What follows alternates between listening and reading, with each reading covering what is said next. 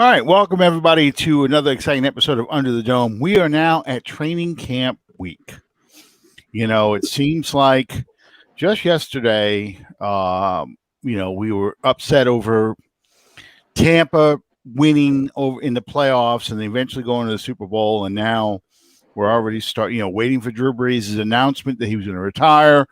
Gone through free agency, and now football is about to begin.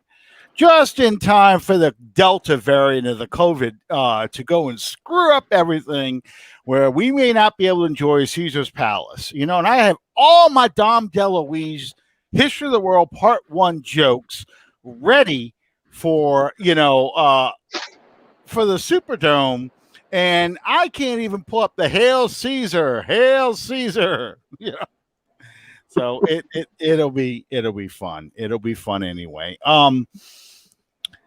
With that in mind, I welcome our usual co-host, Mr. Bob Rose, and Mr. Sean Williams. How y'all doing tonight, fellas? Doing good, man. Real good. I'm doing stretches. I think I might have to skip the upcoming nuptials because the Saints might need me to suit up at wide receiver. Waiting for a free agent offer. I tell you what, they dug Chris Hogan out of lacrosse, not lacrosse, Wisconsin, but the sport lacrosse, to try and come back and play receiver for the Saints. So yeah, they're going to be digging. We're going to be going through the graveyard of forgotten groove favorites to get these receivers. Well, there we go. Let's just start with the number I got on tonight. Michael Thomas. Michael Thomas announced, well, he didn't officially announce, just Ian Rappaport and then followed by Nick Underhill. All the news hit Twitter this weekend that Thomas did not have surgery in January as previously reported by Mike Triplett, but that he actually had surgery in June for his ankle, and is now expected to miss all the way until probably November, about midseason. I've heard everything from 12 to 14 weeks now. Bob, starting with you. Why do you think Michael Thomas waited until June to have this surgery? Guys, there's been so many conflicting stories on this, as you know. Basically, if you cut through the BS, we realize a couple consistent things that have been coming out. Number one, Michael Thomas just is very opposed to any surgical procedures of any kind. And you know what? That's okay. I can respect that. Number two, Michael Thomas is a competitor. The fact is, he probably should have called it a season about 3/4 of the way through last year. And had a procedure done, or at least started with rehab and attempting to avoid a procedure. So all this could have been fast forwarded by about 3 months. But Thomas, and I know people, the novices are saying, "Oh, Michael Thomas wants out of New Orleans," and blah blah blah. Guys, that's BS. Thomas is a competitor. He wanted to help his team win. He knew, regardless of what was officially being reported, officially, unofficially. Thomas knew that would be Brees' last run. He and Drew were close. He wanted to give it his go, and he is a competitor. Be that as it may, coulda, woulda, shoulda, as our friend Coach Jim Mora always used to like to say. As you said, it was reported that Thomas had a cleanup procedure done early in the off season. That came to pass that actually did not happen. That he just went right into rehab. Now, the thing that I'm understanding that the Saints, have taken a little bit of umbrage with, Thomas had missed his last 2 follow-up appointments. Whenever those were scheduled to be, I don't know, before finally having the major ligament surgery on his ankle. And all we know is that it was June. We suspect it was around OTAs because when Sean Payton was being questioned about it, he was even more tight-lipped than what he usually is.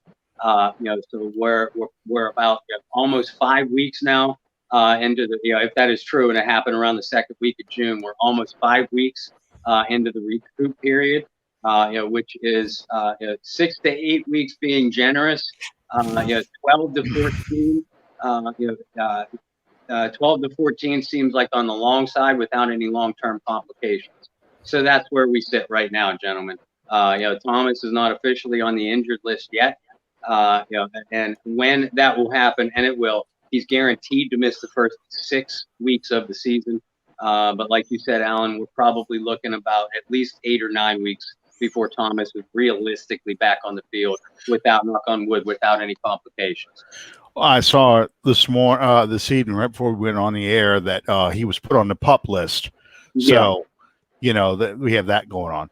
So, Sean, what's your take of this? How do you? I question his judgment. Actually, I know that he wants to be a Saint. I know that he is a competitor, as Bob alluded to. But you got to know the timetable on these things. Professionally speaking, missing follow-up appointments, that's inexcusable. Not having the procedure done in a timely fashion where you are able and available for training camp and for not to mention season games, I think that is that's very, very poor judgment. Yeah, I feel that had the Saints known, I think what Thomas was planning or what Thomas was doing, I think they would have made some different moves this offseason. I'm not saying they would have gone out and broke the bank for Galloway or from the Lions or kept Emmanuel Sanders, but I think they would have tried to address the receiver position earlier. Yeah, I think Sean Payton's reaction at the minicamp really revealed, how the team felt about what was going on with Thomas. And to your point, Bob, I totally get that about wanting to rehab this injury on his own without having surgery. It was diagnosed as a high ankle sprain. There was ligament damage that he felt that rest and recuperation and physical therapy probably would have. And there's a lot of doctors who diagnose and that kind of treatment where he would have been able to come back and play. But it's one thing to be able to walk, run in a straight line. It's quite another to cut and play wide receiver in the NFL and have the strength of those ligaments to do that. And I think that's where Thomas went wrong. And I think that's what's really hurting him. And it's hurting the team because, quite frankly, here's the list of the receivers on this team. And, where's Calvin when I'm going to go through this? But because Calvin's been sounding this alarm for as long as we've been doing this offseason. Chris Hogan, Traquan Smith, Deontay Harris, Marquez Callaway, Dwan Johnson, Kawan Baker, Lil Jordan Humphrey, Jacob Lampman, Jalen McCleskey, this name is misspelled, and Aesop's Fable Winston. I got to throw a Chris Berman comment. When I started, when I did the tease for this show, I've been going back during the offseason. This is what I do on Sundays. This is how much of a Saints fan I am. I go find old football games on YouTube and put them on the 55-inch, 60-inch screen TV and watch games from the 70s, from the 80s. I've even have a couple of 90s. It's really hard to find any 2000 Saints football games. It's amazing. Yeah. I can find the oldest Saints game I can find is probably from 76. Other than that, I just find little highlights. I'm talking about the complete game. And I can get plenty from the 80s and a lot from the early 90s. But man, when you hit 2000, you can't find a game. It's hard. I found the Saints Falcons, and that's really about it. The rest of it is just those snippet highlights from NFL primetime. But I went back and I watched a 1977 game, not that Tampa Bay game. I refused to watch that game. That game is out there, though. Yeah, it is. But I've watched some of the other 77 games against the Packers, against the Bears, which is a very interesting game. St. Louis, that way they win that game. They blow the Bears out. St. Louis Cardinals and a couple others. These are the receivers the Saints had in 77. They brought John Gilliam back off of waivers. He had gotten cut by the Vikings in 75, following 75. And this is the same John Gilliam who returned the opening kickoff for a touchdown in 67. He played briefly with the Bears and the Falcons, and the Saints picked him up because they had so many injured receivers. Tinker Owens, I think, was a rookie that year, and he got hurt. The first round bust, Larry Burton was hurt. So you had like guys like Don Herrmann, Jim Thaxton, number 86, and the ancient Gilliam. These are the guys that the Saints could throw the ball to. Okay, and you're going through a recuperating Archie Manning, Bobby Douglas, and Bobby Scott throwing these passes. Oh, the Saints Rams game is good too. The one in the Dome, they win that one. That's one of the two. They had 3 wins, all of 77, and the 2 of the 3 wins are on YouTube. But yeah, that's probably the worst Saints receiving core I have seen until this year. You know, I mean, I can't believe what we're going to go into this game with against the Packers now, because Aaron Rodgers has announced he's coming back. So, you know, yay team. Oh, and a new quarterback too. A new quarterback. You know, whether it's Winston or Hill. And I can hear the excuses already when Winston throws the pick six on his first pass against the Packers. And he goes 13 of 27 with 3 interceptions and a touchdown. You know, I can hear the excuses. Well, look who he's throwing to. You know, look what they got. So, Bob, for the love of God. So, Anna and I don't jump off the edge of the Superdome together. Give me some optimism here. There is some optimism here. And I know I'm going to be reaching a little bit. I will grant you that. I have said since late 2021 that Marquez Callaway is the real deal. And I do think he is going to have a solid season. Do I think he's the next Hall of Fame receiver? Do I think he's even the next Michael Thomas or Marcus Colston? No, not necessarily. And I think that those are awful big expectations to throw on the young man. But I will say this. The book on Callaway, and I've said it many times before, the book on Callaway coming in as an undrafted rookie last year was that he is a heck of a deep receiver, has great leaping ability, great ball tracking skills down the field. The knock was that he didn't operate well in the intermediate routes, had a hard time, didn't run with very good route precision, etc. So a lot of people thought, and rightfully so, where was his fit in a Drew Brees timing-based offense? Callaway pleasantly surprised, or should have pleasantly surprised everybody last year. He almost immediately won the trust of Brees and Peyton, and played a legitimately solid role in this offense over the first 2/3 to half of the year before he struggled with injuries down the stretch that really slowed him down.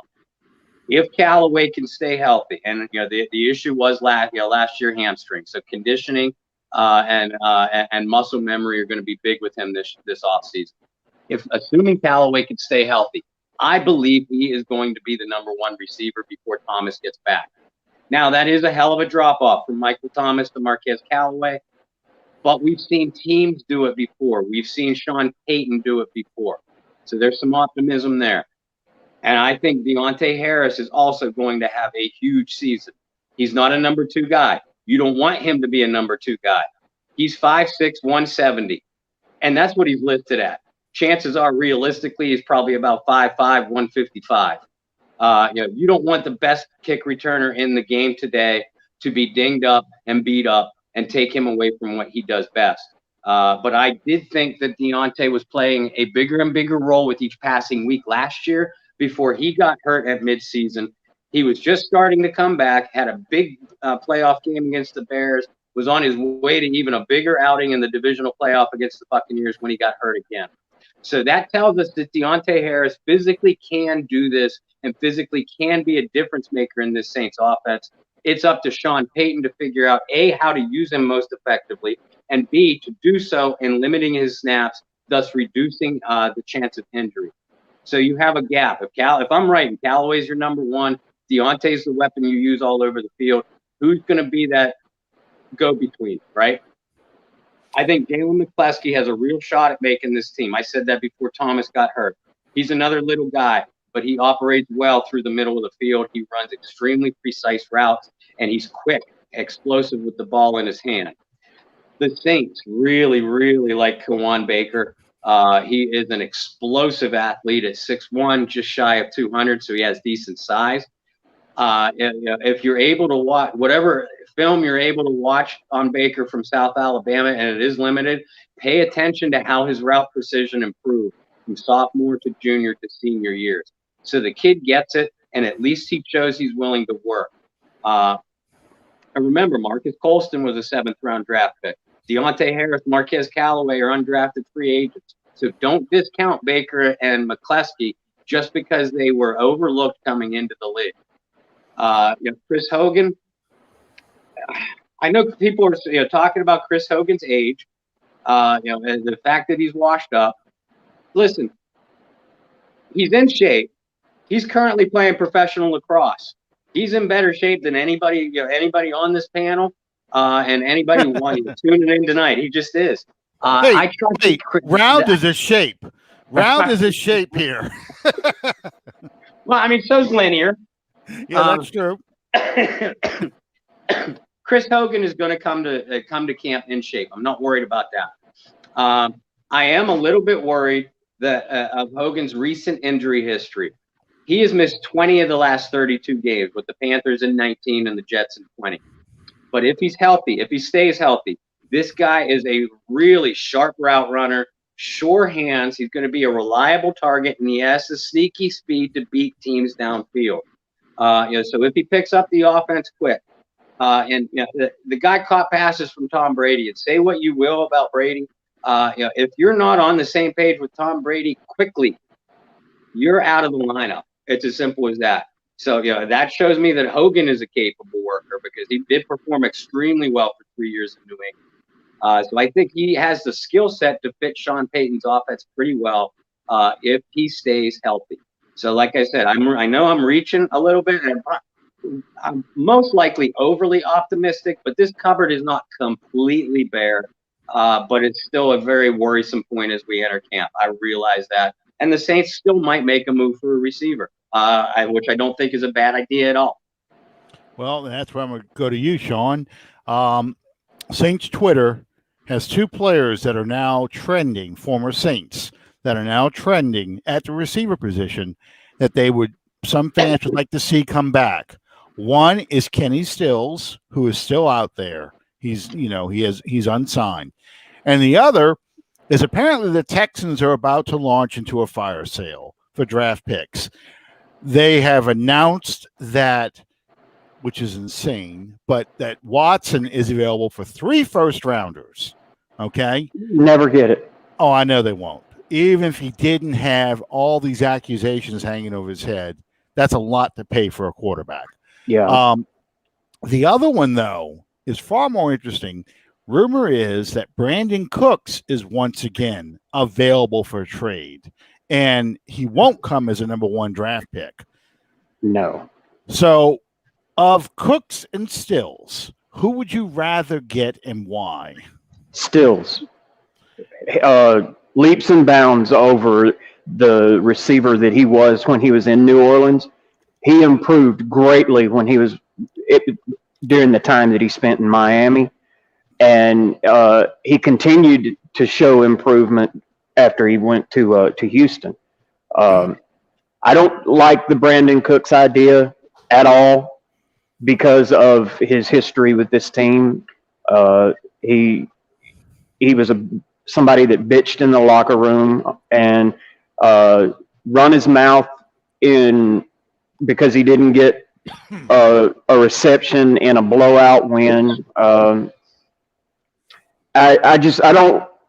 Right now is a very pivotal time for this organization, and I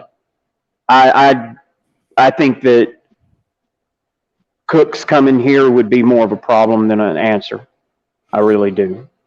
Well, to me, it's a little bit of a different team than it was when you had Breeze and the last time Cooks was here. This team is looking for a number one receiver, so chances are he would get those balls thrown to him. From a guy like, let's just all assume for the sake of argument that Watson wins this. Not Watson. I'm sorry, Winston wins this quarterback derby. So, a guy like Winston, who likes to throw the deep ball, to a receiver who likes to run go routes. I think both Cooks and Stills, they both had issues in this locker room. Stills had issues with Breeze. And, that was one of those things that, Breeze does, like Bob said with Brady, Breeze expects you to do certain things because he's thrown to spots. As goes both Breeze and Brady, you can say the same thing about each of them. In their organizations, as went them, so went the organization. Yeah. With Winston, it's more of Winston's used to receivers kind of deciding, especially his last year in Tampa, kind of deciding on where to break routes because he's taller and because he has that stronger arm. It's not so much he's throwing to a spot, although he's really throwing to targets. Okay. So, both of those receivers, I think, would work in this offense again with Winston as a starter. The advantage, of course, Cooks is younger than Stills, but Stills is a bigger receiver. We were talking, Bob mentioned how small Harris is. Well, Cooks is 5'7", and he's already gotten lit up a couple of times. He's had a few concussions. You all remember the Super Bowl where Malcolm Jenkins pretty much erased him from the game. I mean, that was a vicious hit.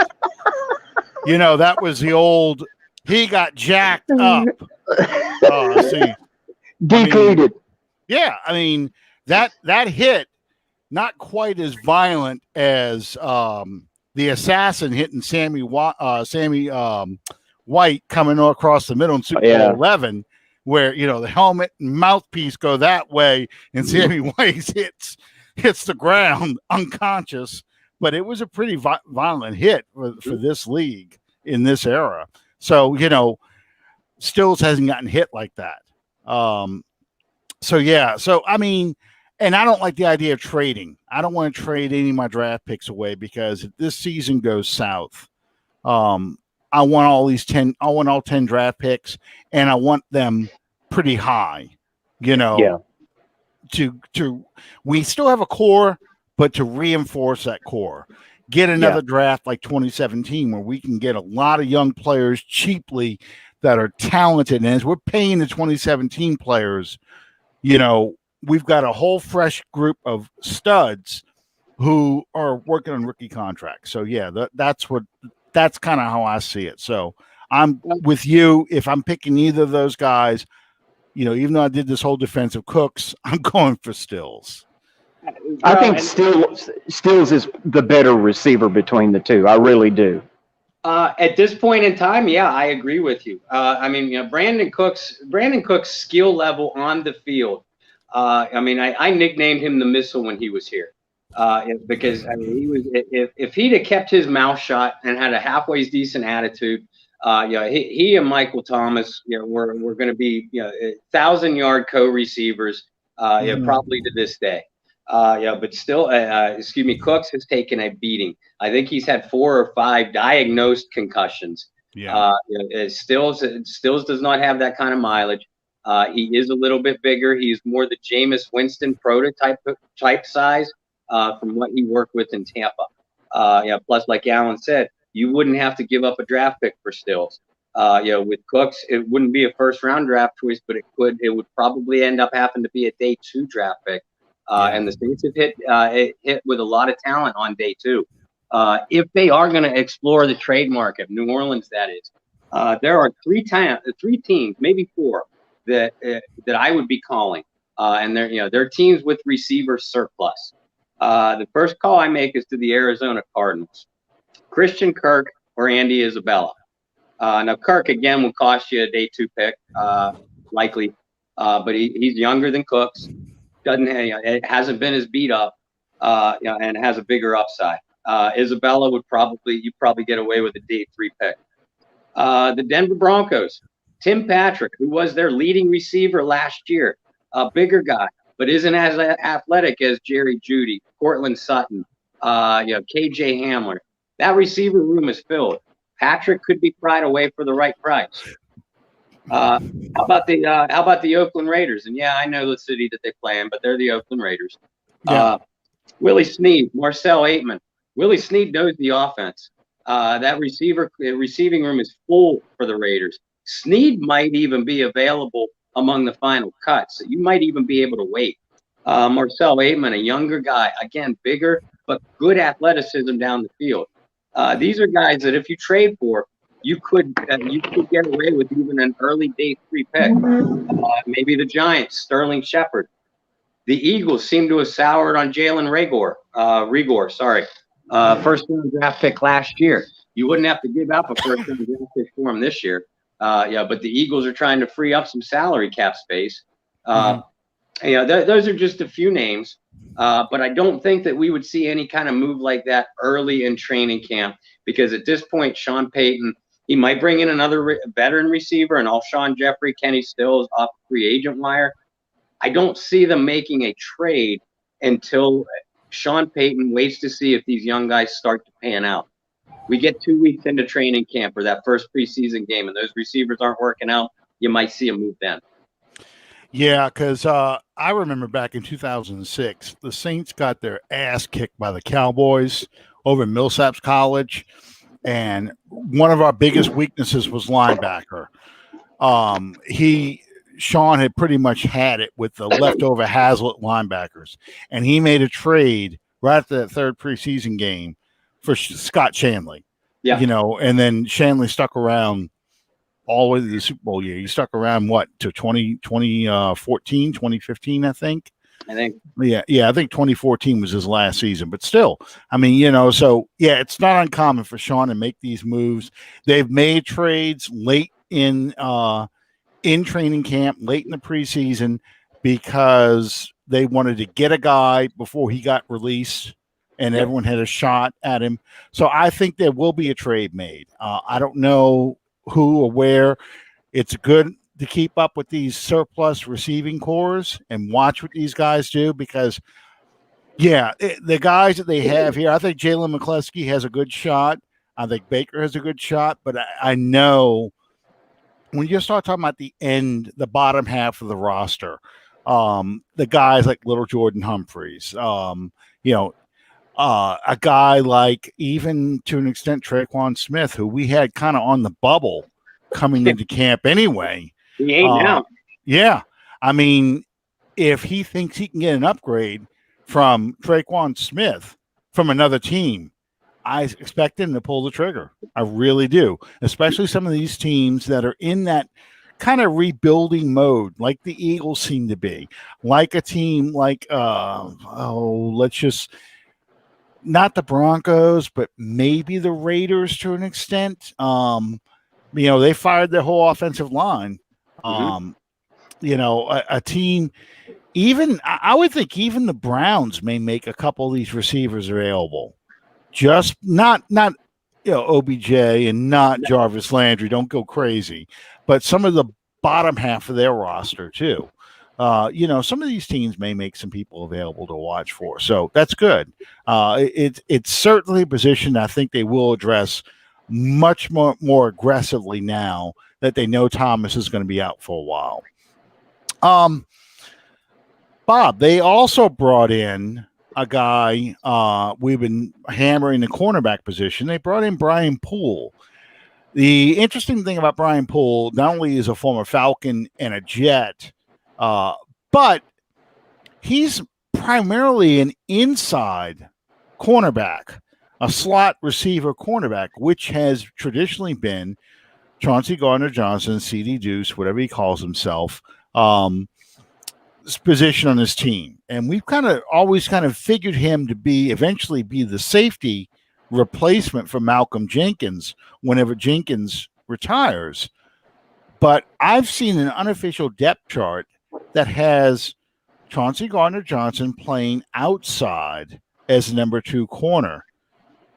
And the signing of Brian Poole seems to reinforce that, thinking that Brian Poole will probably start out as the nickelback, So tell me, as someone who's always there to remind me something, I got to fit a Nickelback song in here, and I'm going to call you the next contestant, Sean. But the fact that I know these songs is bad enough. But anyway. No, I'm the rock star. Yeah, I got you, rock star. Yeah, well, look at this. Either that or burn it to the ground. Yeah, look at this photograph, I'm sorry, photograph to me is Def Leppard. But anyway, that's beside the point. So now you got me singing the damn song. There you go. So tell me about Brian Poole and where you see him fitting in the Saints offense or defense. Sorry. Brian Poole, as you mentioned, was signed 3 days ago. We knew that the Saints were going to make a move at the position. There were still a handful of names out there. Brian Poole being at the top of the list of available free agents at the position. Poole played his first 3 years in Atlanta, so he knows the NFC South receivers very well. The veteran guys anyway. And then he's played the best football of his career the last 2 years with the Jets. You just wouldn't know it because it was with the Jets. It's where all the good careers go to die. Right. Poole is a physical cover guy. He has a stocky build. But he's a physical guy, good athleticism. Doesn't have real fluid change of direction. But good enough. And you're right. His immediate role for the Saints is going to be in slot coverage. And I know, people on social media, when I posted the article and my analysis of it, people were going crazy, talking about, we have nothing but slot cover guys. My response was, who would you rather have? Patrick Robinson, P.J. Williams, or Brian Poole? To me, it's a no-brainer. Of course. Exactly. That does give them a little bit more options, with PJ and Patrick without necessarily pressing them, forcing them into starting duty or heavy snap count. Now, what's going to happen with Chauncey Gardner-Johnson, C.D. Deuce, C.J. Johnson, whatever he wants to call himself? I've said this all off season. He said this all off season. Gardner-Johnson has. Gardner-Johnson talked about, hey, don't forget about early in the offseason, as soon as they released Janoris, don't forget about me playing along the outside with Lat, and meaning Marshawn Lattimore. Gardner-Johnson played every secondary spot during his career at the University of Florida, and I'm a Gator fan, so I followed his career closely. I loved him coming out of college. So he was a boundary corner, slot corner, strong safety, deep safety, joker, all of those things. And he did them all pretty well. So I am not surprised at all to see him listed near the top of the depth chart at cornerback. And I think he is going, I've said definitely that he's going to see a lot more coverage responsibilities this year. Now, the downside to that is if they're pressing him into an outside or an every down slot cover, that does take away from what he has done best for this Saints defense, which has been that joker role, moving him around. Because they don't want to pin him back at deep safety either. He's too good an athlete, and he's too good a tackler. So they want him in the middle of the action. I think Gardner-Johnson has a real legitimate shot to win the job as a starting or the number 2 outside corner. And if he does so and he plays well there, that does give them some more options and allows them to bring Paulson and Debo along a little bit more slowly, perhaps softens the blow of a pending Marshawn Lattimore suspension, which it still isn't official, but I expect it to happen. Gardner Johnson is very much in the mix to be an outside corner. And if he distinguishes himself well in that role, we already know that he's one of the better slot cover guys in the NFL. So, when Lattimore comes back from his suspension, when Adebo gets up to speed, if he's as good as we think he can be as a cornerback on the outside or from the slot, that gives you Adebo, Gardner Johnson that could both play slot or outside. You can keep PJ in off-ball coverage. You have Brian Poole slotted in as your slot guy or as another slot guy. So that, again, it allows you the options of moving these guys around. And you can send Patrick Robinson pumping gas at the nearest Sunoco. I think Sean would love to send PJ Williams pumping gas too. As would I. But that would be actually he'd be working the behind the counter, the bulletproof glass at the Stop and Rob at your local Stop and Rob. Sean, so yes. Let me ask you. Quan Alexander left the team without being offered a contract that we know of, and it doesn't mean he's going away. That he's not going to come back, but they did sign a linebacker from Green Bay. Do you still think Quan Alexander has a shot to come back to the team? I think he wants to. I think both sides want that to happen. I really do. I don't read anything into him not being offered a deal while he was here. But I fully expect, and you didn't hear him leaving our facility and going to negotiate with somebody else either. Yeah. So that alone gives me hope that it's just a matter of time before the deal gets done. I think, and I'm going to ask you, Bob, as well, but I think that's exactly what I was going to say. It was rumored, and I'm sure his agent was the one putting this out, that there were several teams interested in Alexander to come try out for their team, and the very fact that he didn't immediately jump on a plane, and you got some Ian Rappaport story saying that Alexander's visiting the Giants today or the Jets today or someone like that. You didn't get that story, so I kind of think that the Saints, this conversation was more or less like, "How you doing? How's that? We've seen the videos. Let's do a little physical. Let's see how that Achilles tendon is coming. Let's see how you move. We want to sign you, but we want to hold you out of training camp for a little while, see how these other guys shine. And if they seem to struggle, we're going to bring you in." I mean, Bob, is that how you read it so far? Yeah, absolutely. They think they have a player in Pete Werner. And I don't disagree with them at all. You don't want, even if Quan Alexander is a day one healthy go, and I don't think he is. I think he's still got some recoup time left. You don't want to press him out there with that Achilles early in training camp and preseason games 1 and 2 anyway. You just don't. He's a guy you want to have sit on the sidelines, for as long as possible, especially when the games and the practices don't count. That's a double-edged sword in a positive manner. It keeps Quan healthy, knock on wood, keep him from getting injured, and it allows you to give more reps to the younger guys, to the Pete Werners, to the Caden Ellises, to the Zach Bonds, who especially need it. I completely agree. I believe that they worked Quan out. They had a chance to really talk to him. They wanted to, and there was no secret about this part. They wanted to feel Quan out for what kind of offers he already has on the market. And I feel very, very strongly that a lot of backdoor deals were made. And like Sean said, Quan wants to come back here. He's made no secret about that. He established a very, very close relationship with Cam Jordan, especially Demario Davis, Marshawn Lattimore, Malcolm Jenkins, all of his teammates. They love him. He loves it. It's a great fit. Dennis Allen loves him. So I feel very strongly that the Saints and Quan probably have some kind of gentleman's agreement in place They want him to continue to rehab while they want to give the work and the snap load early on to Werner, Vaughn, and Ellis. The signing of this kid from Green Bay, Kendall, he's probably a camp body.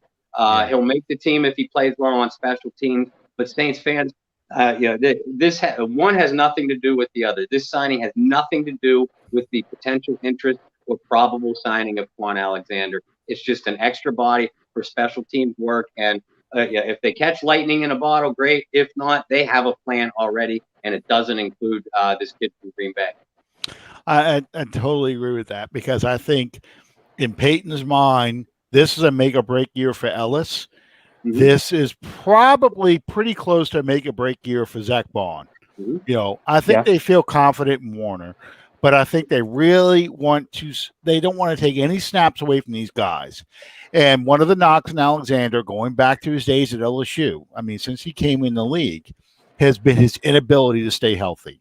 Yep. So if you can save him as much as you can, reduce his snap count, even if he comes onto your team, that's what you need to do. Because clearly, last year in the final playoff game for Drew Brees, when you saw Anzalone trying to cover the running backs coming out of the backfield, and he's always a step and a half behind the running backs, that's where I think Alexander's missing.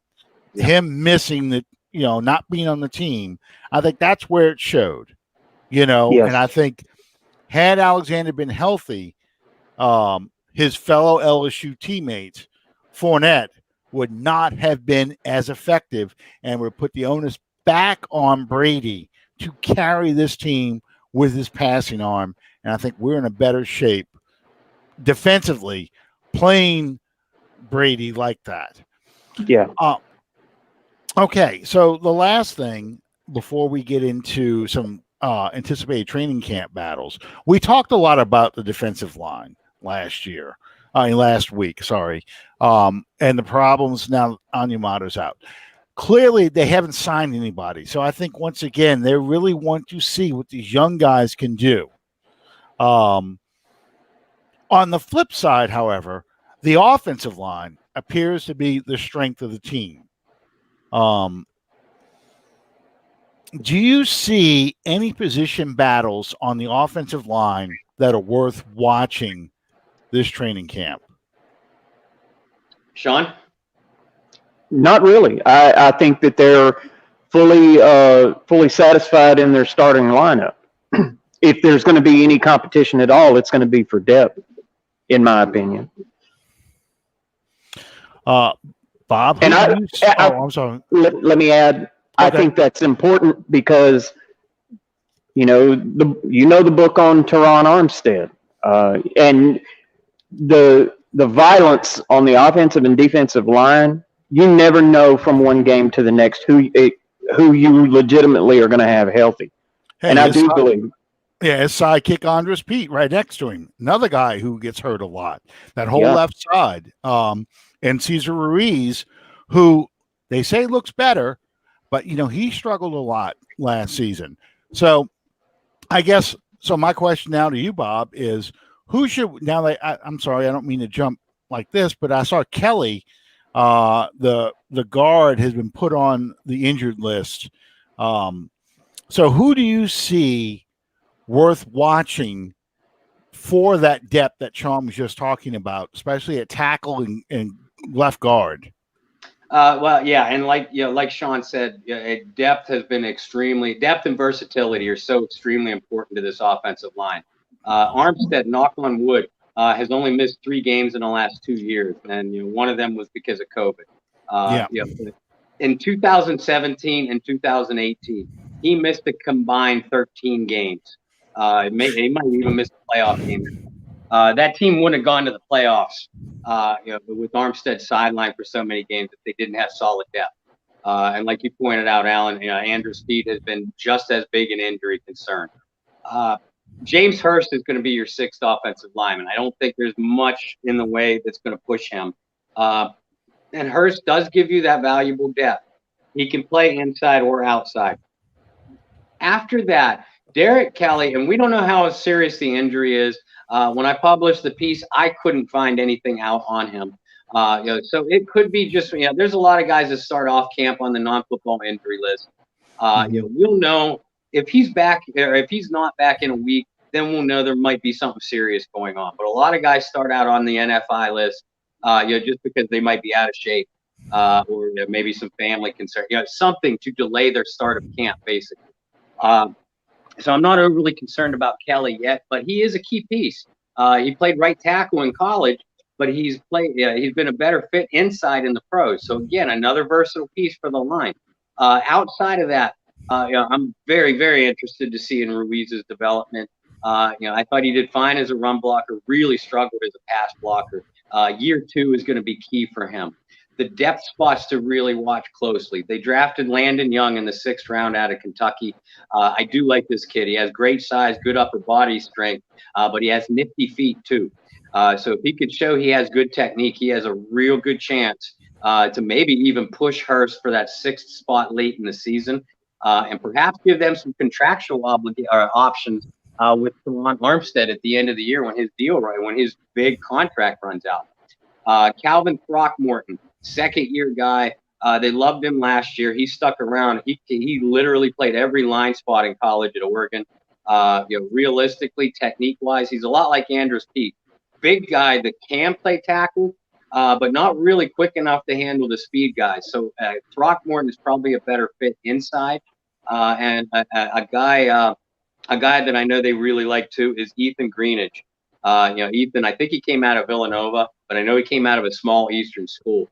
He's stuck the last 2 years when nobody has ever heard of him, and even has stuck in some playing time here and there. Greenidge can play tackle or guard, but is a better fit as a tackle. So remember, and the name I haven't mentioned a lot is Will Clapp. Will is just an inside guy. I have a feeling he's going to be on the outside looking in.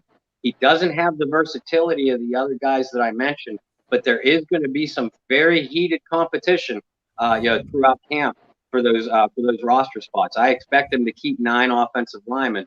We know that the starting 6, counting Hurst, are pretty much locks.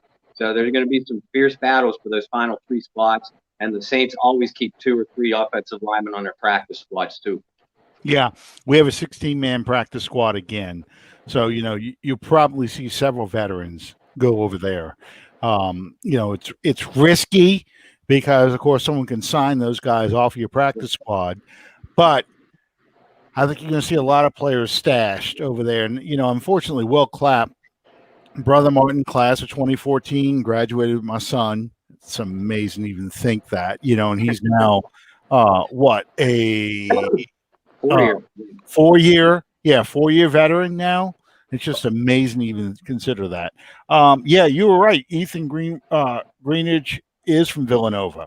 I think Landon Young has a great shot to stick around as kind of that swing tackle inside, maybe plays a little inside, but given Pete's injuries, given Armstead's injuries, you're going to need somebody who's going to be right behind Hurst, because I think Hurst is your 3rd tackle right now, and Hurst is going to see a lot of playing time.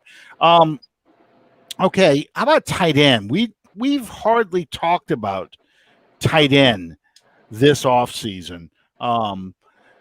They've made very little moves. They've signed Nick Vannett from the Denver Broncos, who basically is your Josh Hill replacement.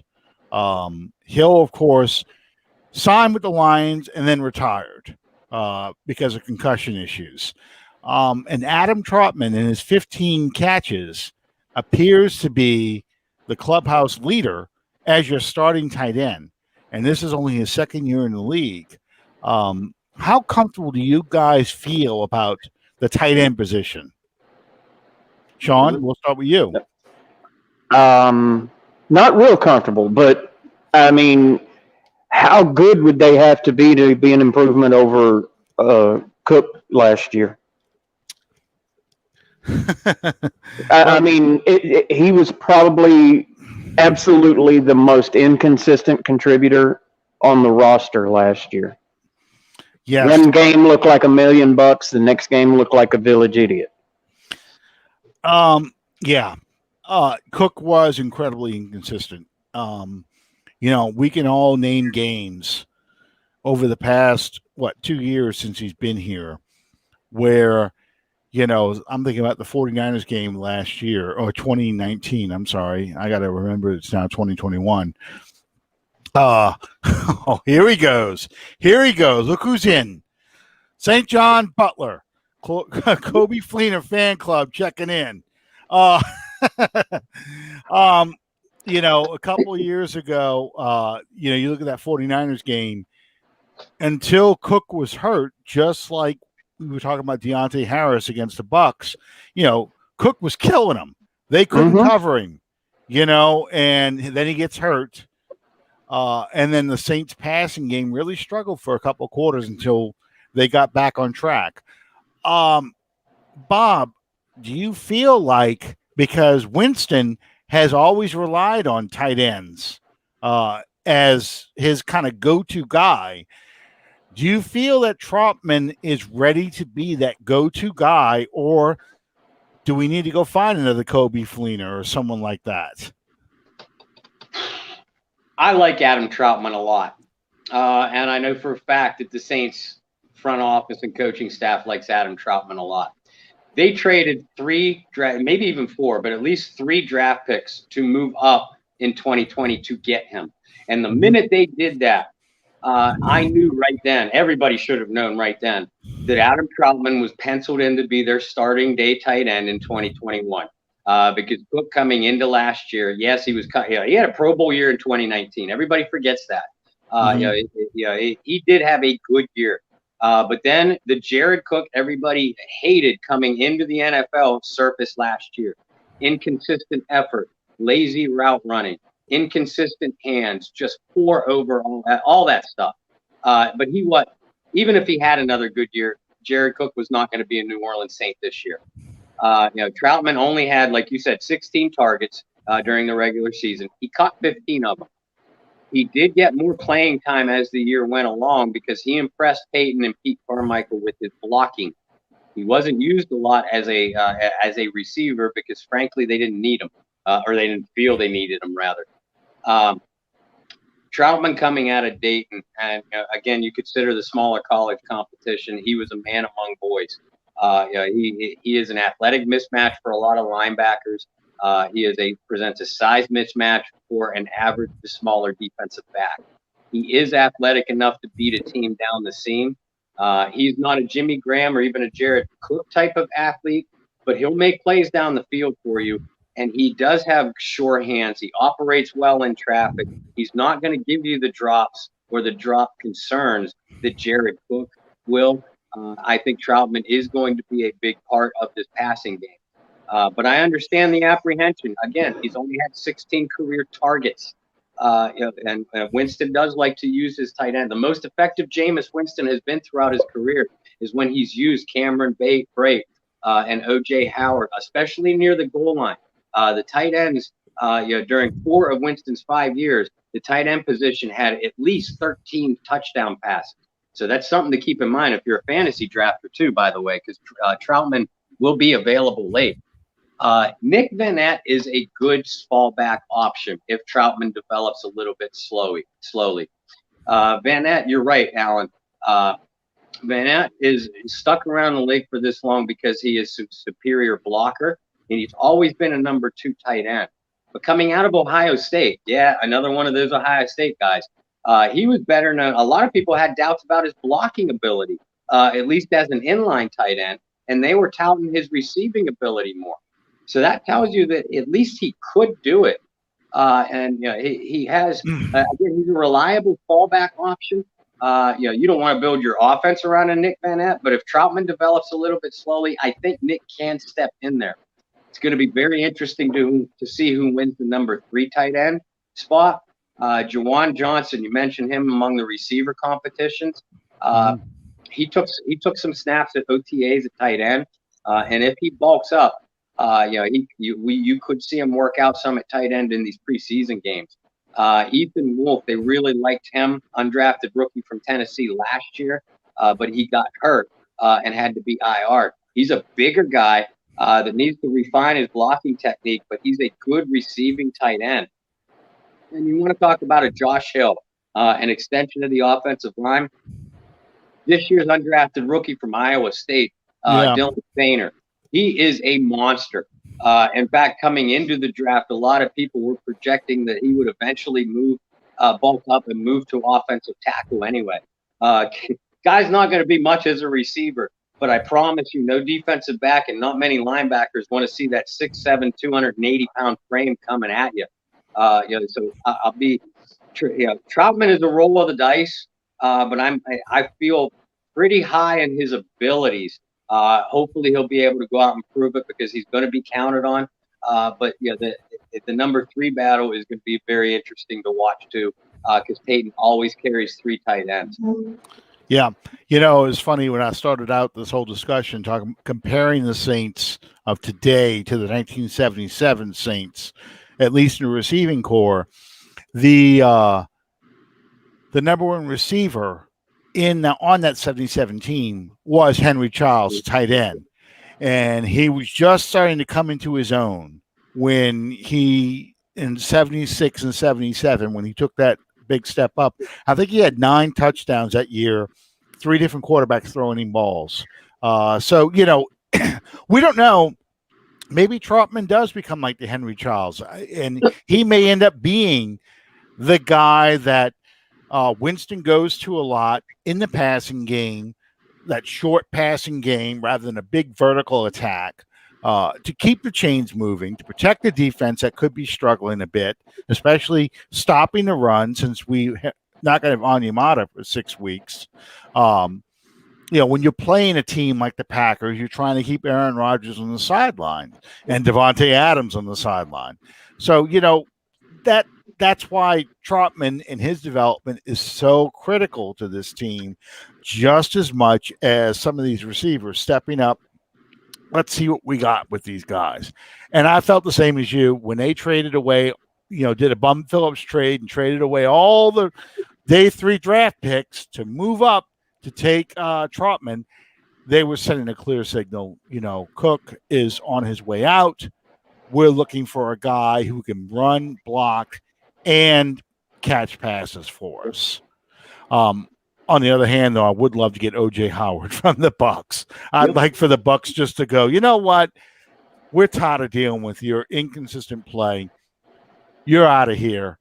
And let Sean Payton deal with O.J. Howard. Because I think O.J. Howard would thrive in an offense like ours versus an offense like what the no risk it, no biscuit approach. And Brady, he doesn't have Brady's confidence either, I don't think. Last bit before we get out of here, because I know Sean's going to have to go soon. One other training camp battle we have not talked about at all, and it's because the guy who held that job since 2009 did such a fantastic job that we never – there were games where he considered himself inactive because he never punted, is the punting battle. Do either of y'all have an opinion about the punting battle? Or do you even care? I couldn't even tell you who we have as punters. Well, Blake Glicken, I think it's how you say his name, is the clubhouse leader right now. Yeah. He is the guy that we, stashed last year, which was, again, another warning sign. This is probably Morstead's final season with the Saints. And Morstead's unsigned, by the way. And then they brought in a guy. I was just looking at this guy's name. Nolan Cooney from Syracuse. I say go get Morstead, bring him back. Bob, how do you feel about this? We haven't talked about anything with the punters at all. No, we haven't, because it's not sexy, and there's so many other huge question marks. I just saw somebody ask about defensive tackle, which we haven't talked about a lot tonight. Yeah. Gillikin is most definitely the favorite, and in fact, Thomas Morstead all but anointed him as his replacement last year. He talked about Gillikin in camp and admitted that he will probably take my job. And Sean Payton, and most NFL teams do this, so it's not overly crooked. Sean Payton felt highly enough about Blake that he did stash him on IR with a injury last year. Gillikin's going to have to go out and do it because Nolan Cooney's coming in from Syracuse. He improved greatly his directional punting for the Orangemen over the last couple years. He is used to kicking in a dome because the Orangemen, Syracuse play in a dome, of course. We're directional kicking. I mean, anybody that's a halfway decent kicker is going to be able to boom the ball in the dome. The trick is to your directional kicking becomes more of a focus then, and I think that's where Morstead was so valuable to the Saints defense over the years, and especially as Breeze's arm and physical ability started to decline, the Saints depended more on a field position battle and strategy. So Morstead, you're right. Morstead rarely got a chance to kick very often in games, but when he did, he almost always made a difference. The punting battle. The punting battle is something to keep an eye on. Not so much as whether one guy stars over the other, because it's a punter. What do we know? But Sean Payton has a real quick trigger finger on those kickers and punters, ladies and gentlemen. And absolutely, like you said, Thomas Morstead is still sitting out there. That's a comfort zone for Sean. Morstead is extremely close with Will Lutz. And he was also Lutz's holder, by the way. Yeah. Something that goes understated too. A kicker has got to have confidence and have a comfort zone with his holder. So just as much as their punting abilities, who's going to emerge as the holder? For Will Lutz, and is Will going to feel comfortable with that? Because if not, I don't think Thomas Morstead is going to play for another team. He's either going to accept his retirement, or he might answer the phone if Sean Payton calls him, say week 2 of the regular season. Hey, Tom, you got another year in there because these young guys just aren't hacking it right now. Yeah, I completely agree with that scenario. Donald Woods is asking a bunch of questions. We're going to talk about Ian Book and the rest of the rookies next week once the training camp starts, because that's where you really get to see stuff. Interestingly enough, though, I did see a picture of Marquez Callaway now wearing, they've changed the rules. You can wear single-digit numbers if you're a receiver, wearing number 1, okay? So that means 12 is available again. I would not be surprised to see Ian Book in 12 come training camp. So that's something worth watching. We talked a lot about the defensive tackles last week, and we mentioned it in the beginning of this show. I think the Saints feel like guys like Geno Atkins, some of these other older defensive tackles are going to be out there throughout all of training camp. They're not going to get signed anytime soon. So they want to see, just like the linebackers, let's see what we got with these young guys. Let's see how they hold up in professional games, preseason games. If a guy like I'm pulling for him just because I loved his dad, Lorenzo Neal Jr., pans out and can play, I think you won't see them bring in a guy to replace him. But, if Dalton, and I'm not talking about Roadhouse Dalton, if Dalton or, Bronson or those guys, those young undrafted guys just aren't cutting it, then I think you're going to see probably after the Jacksonville game, a bunch of defensive tackles coming in for tryouts. Yep. I think that's where you'll see that kind of movement. So Oh, one last question here before we go. Bob, would you consider Ken Crawley a Justin Hardy replacement? I think. No, Ken Crawley's not even a Ken Crawley replacement. Yeah. I think Sean would say he'd rather see Ken Crawley at Hardy's working behind the counter. But, I don't know about a Justin Hardy replacement. I think a lot of these young guys, again, the Keith Washingtons, guys like that, I think those are the guys that Saints are looking at, as let's see if these guys can cut it. They let a lot of veteran depth go. I think they really want to see if these young guys can make it. And they're cheap. I mean, there's no way getting around it. They're cheap. We're up against the salary cap.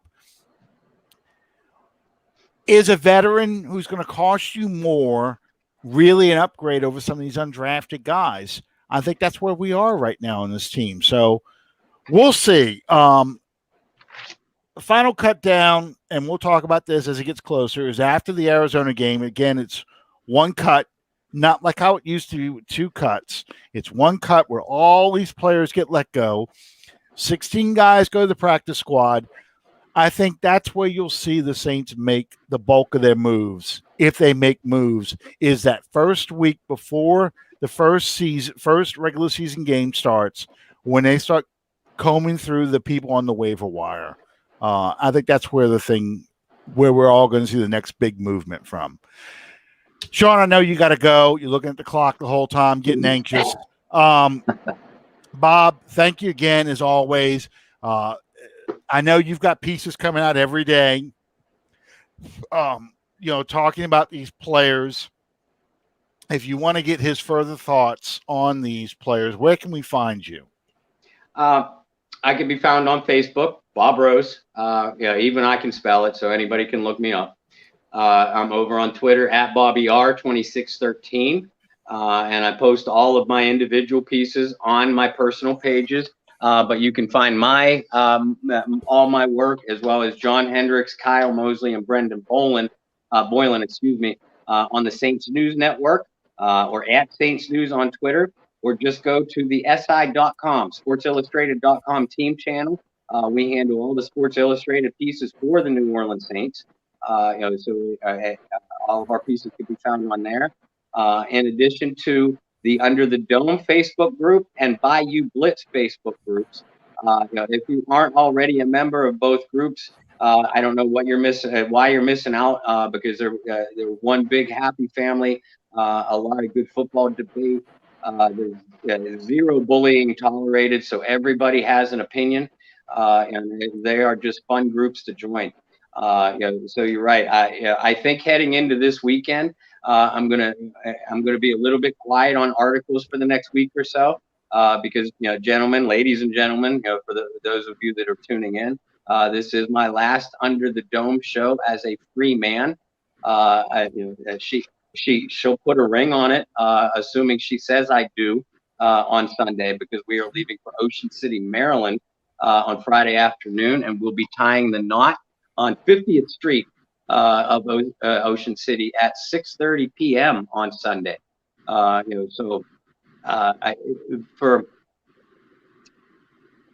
For marriage sake, I'll probably go quiet on articles for about a week. I'll still be on with you guys next week, and probably do a couple of radio appearances as well. Well, I wasn't really expecting you next Tuesday, but I'm glad you just said you're going to be available. We'll see if Miss Lauren feels that way, but I'm glad you're available. You might be on with a black eye. That's right. On with a black eye. You know that there was some postmarital non-bliss. There we go. Congratulations, Bob. Absolutely.